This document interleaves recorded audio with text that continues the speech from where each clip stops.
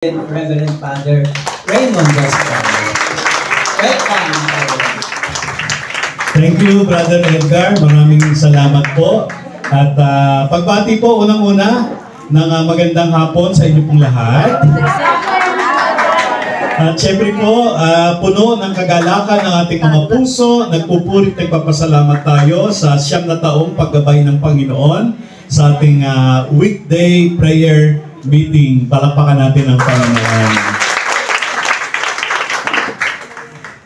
Meron pong magsisimula po ako na kasabihan sa atin, a grateful heart is a happy heart. So siguro po, alam naman natin, kitang-kita ko naman sa mga mukha ninyo, di ba? Ang saya, di ba? Okay. So, ganyan naman tayo sa El Shaddai, yung kapatiran natin. Lagi tayong masaya. Sa kabila ng maraming nararanasang mga pagsubok sa buhay, hindi natin nakakalimutan na magpuri at magpasalamat sa kay Yahweh. Di ba? So, hindi lang ting araw ng linggo, pati may weekdays nga tayo ng Tuesday and Friday, no? So, ganun talagang in love, nami-miss ang minamahal. Kaya gusto mo siya palaging nakikita, di ba? Di ba? Di ba ganun naman? Naranasan niyo po nung nagliligawan pa kayo, di ba? Di ba? Palagi kayong nakikita, di ba? Matutulog na lang, magsasabi pa ng night-night, di ba? So, ting oras ng pagkain, sasabihin natin, kumain ka na ba? Ayan, di ba? Oh, di ba? Nung nagliligawan. Eh, nung napakasalan na kaya, ano na? Nagkaganon pa ba? Baka mamaya, nag-text sa'yo, di ba? Kumain ka na ba? Sagot mo naman, huyo. So, a grateful heart, no? Ang isang tinatawag natin, grateful ka kasi sa mga El Shaddai, we have a grateful heart kasi maliit, malaki, sakto lang. Ang natatanggap natin, masaya tayo. Amen? Meron po kasi yung iba, parang hindi na sila masaya kapag yung inaasahan nila, hindi yun ang kanilang natanggap. Halimbawa, isang magsasaka na nagtanim ng palay. Ang inaasahan niyang aanihin niya ay 100 kabans. No? O umani siya ng 103. Siguro ang saya niya, di ba? Salamat sa Diyos, di ba? Na kung umani siya ng 100, salamat sa Diyos, yung inasa 100, no? Nagpapasalamat kasi yung inaasahan niyang darating sa kanya, binigay sa kanya. Paano kaya kung dahil nag-uulan, ang inani lang niya ay 80? May thank you ba yan? Parang ang hirap mag-thank you, ano? Kasi hindi niya nakita na parang yun yung inaasahan niya na ibibigay sa kanya. Di ba? Pero ang meron daw pong grateful heart, basta may natanggap, maliit man o malaki, masaya siya at nagpapasalamat. Tayo pong mga El Shaddai, dapat palagi merong ganun tayo para masabi na ang mga anak ni Yahweh ay merong grateful heart and a happy heart. Di ba? Amen po? Baka yung iba malungkot, nagpunta dito sa Macau, inaasahan nila ang kanilang magiging sahod ay 10,000 MOP. Eh, nagsahod lang sila ng 5. So, tuwing sasahod sila, di ba naman ito? Pero yung iba na inaasahan nila, iba wala nang inaasahan eh. Biglang tumanggap ng 5. Tontuwa sila, salamat sa Diyos, meron kaming 5. Ano? Amen po ba? So, very positive. Ano? Na ganun. So, una po, mensahe sa inyo, no? So, be grateful kung ano ang meron ka. Di ba? Huwag kang mainggit kung ang kulay mo hindi maputi. Baka wala ka nang ginawa kung hindi magpaputi. No? Di ba? So, magpasalamat ka kung ilong mo talagang hindi naman ka tatapusan, di okay lang, di ba? Marami pong maganda sa labas, maganda nilang tingnan, pero pag nagsalita na, papaghusga pala. So, Maganda pa kaya siya? O anong gusto niyo? Maganda sa labas, pangit sa loob, o maganda sa loob kahit sakto lang sa labas? Hindi ba mas maganda yung sakto? At alam niyo po, yun, yung happy heart sa loob, hindi sa labas. Hindi sa mga tinatanggap, kung hindi nanggagaling sa kalooban, sa loob, di ba? At ang relasyon naman po natin sa Diyos ay hindi naman panglabas. May mga bonus yung panglabas, pero yung mas mahalaga ay yung sa loob, di ba? Okay. Ngayon po, natutuwa po ako sa inyo kasi nagse-celebrate kayo ng anniversary ninyo. Amen po ba? So, sino na po yung mga may asawa dito? Pakitaas po ang kamay. Very good. So, last year po ba, 2023, nag-celebrate po ba kayo ng anniversary nyo, wedding anniversary? Ilan ang nag-celebrate last year? Taas ang kamay. Isa. Ay? Nakalimutan nyo na yung anniversary niyo? Ba't di kayo nagse-celebrate? Ay, baka naman kasi hindi na anniversary. Baka anniversary na. Ano? Kaya tayo 9th anniversary natin. Okay, so, ang pag-celebrate po ng anniversary ay pagtingin, no, sa pinanggalingan natin, no? Alam niyo po yung ebanghelyo natin ngayon sa araw na ito. Hindi ko alam kung tapos na si brother sa gospel reflection, no? Ang sinabi doon, no, may question sa divorce, sa pag-aasawa, di ba? Tinanong si Jesus, ang tanong sa kanya ay nararapat po ba? Sa English po, it is lawful for a man to divorce his wife. No? Kasi merong inutos si Moises na ang lalaki ang mag-declare ng divorce, hindi mga babae. Noong panahon na yun. Diba? So, ano ba yan? Nararapat po ba yan? Ang tanong nila kay Jesus. Sinagot ni Jesus ito ng dalawang pamamaraan.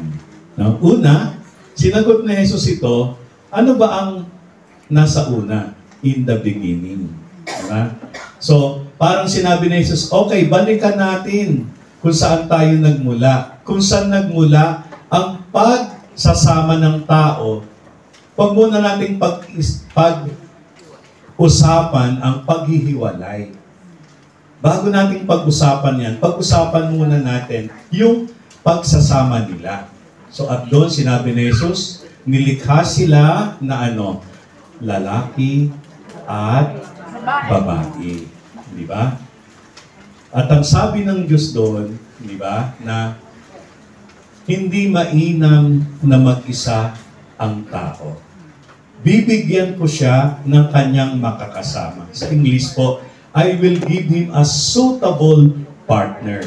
Nung nakita ng Diyos na malungkot ang lalaki, binigyan naman siya ng lahat ng uri ng hayop, lahat ng kailangan niya nandyan na. No? Pero malungkot pa din siya. Nakita yun ng Diyos. Kaya kung malungkot kayo, nakikita yun ng Diyos. Ano ba? May damdamin ng Diyos. Nararamdaman niya, nag-iisa. Nadinig nga ng Diyos, kumanta yung nag-iisang lalaki doon. Alam niyo po kanta niya? Ang kanta po niya, Lonely, I'm Mr. Lonely. Ay, nadinig ng Diyos, kumakanta, kawawa naman. Diba? Nahabag ang Diyos sa kanya. Kaya ang ginawa sa kanya sa pinatulog ng mahimbing. At mula sa kanyang tadyang, yung ribs, diba? Hinugot ng Diyos. Humugot ng ribs doon, tapos ginawang anong sinigang? Kumain na ba kayo? Hindi pa. Kaya pala sinigang. Hindi po ginawang sinigang yun. Ginawang babae. So, ang unang nilalang ng Diyos yung dalawa, anong pangalan nila? Anong Eva at Adan? Sino nauna? Lalaki, babae? Kami nila, Brother Edgar, ang nauna. Anderin nyo na naman kami. Eva at Adan. Wala po sa Biblia yung Eva at Adan. Ang nasa Biblia, Adan. Galing lang kayo sa amin. Kaya huwag kayong magmalaki. No? Pero hindi po yun ganoon. Ibig sabihin nun, iisang pinanggalingan natin. Kung iisang pinanggalingan natin, pantay lang tayo. Di ba? Magkapantay tayo. Tapos doon, binakita ng Diyos doon, saan nanggaling ang buhay? Hindi ba alabok? Walang buhay. Hiningahan ng Diyos. Nagkabuhay. Sino nagbigay ng buhay? Ang Diyos. Kapatid, yung nagbigay ng buhay sa akin, ang Diyos. Ang nagbigay sa iyo ng buhay ay ang Diyos. Parehas lang tayo. Amen? Kahit pari ako, disciple preacher si brother, kayo, sabihin natin, member o whatever, volunteer worker, isa lang. Parehas lang tayo. Katoliko ako, parehas lang tayo. Amen? Amen. Kaya ano sabi ng Diyos? Kung pag-uusapan natin ang tungkol sa kasal, sa pagsasama ng lalaki at babae, ugatin natin saan nagsimula. Doon. Lumingon ka sa pinanggalingan mo para malaman mo. Anong sinabi ng Diyos doon? Nilalang silang lalaki at babae dahil dito'y iiwan ng lalaki ang kanyang ama at ina at sila ay magsasama ng kanyang asawa at sila'y magiging isa. Isa lang yung pinanggalingan eh. Di ba? Amen po ba? Amen. Kaya ang tawag doon, misteryo. Misteryo, ibig sabihin, parang ang hirap ipaliwanag, pero nangyayari. Sa mata ng Diyos, yung dalawa ay iisa. Ang mag-asawa, hindi na kayo dalawa, iisa na lang kayo. No, malungkot ang tao, binigyan siya ng Diyos ng, ang tawag doon ay companion. Di ba? Hindi slave. Hindi alila. Katuwang. Kapartner. Companion. Di ba? Magkasama. Kaya nga, nung nagising ang lalaki at nakita ang babae, anong sabi niya? Wow, pretty woman. Hindi po, wala po sa Biblia yun. Ang sabi niya, sa wakas at last, ito ay katulad ko. May buto at buto. Galing siya sa aking buto, galing siya sa aking laman. From my bones of my bones, from my flesh of my flesh. So, nandun ang kapantay. Hindi over and above nung nagising siya. Kaya tayo, kung uugatin natin, ang pagsasama pala ng mag-asawa ay nasa isip at nasa puso ng Diyos, noon pa, dalawa pa lang ang nilalang. Amen? So, ugatin natin yon. Kaya ang pag-aasawa ay biyaya ng Diyos. Ito'y galing sa Diyos. Amen? Kalooban ng Diyos ang pag-aasawa. Diba? Wala pang binyag-binyag nun. Sinabi na ng Diyos, magsasama ang lalaki at babae. Amen? So, kaya, tingnan natin.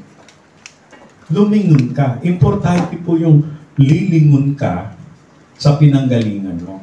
Yung paglingon natin sa 9th year natin, 9 years ago, nandun ang Diyos. Tinipon tayo. Sinimulan ng Diyos at pinagpapatuloy ng Diyos hanggang ngayon, bukas at sa mga susunod pang mga taon. Amen? Kaya maganda po yun, yung inyong lumilingon tayo dun sa anniversary natin, kung saan tayo nagmula. Amen po ba?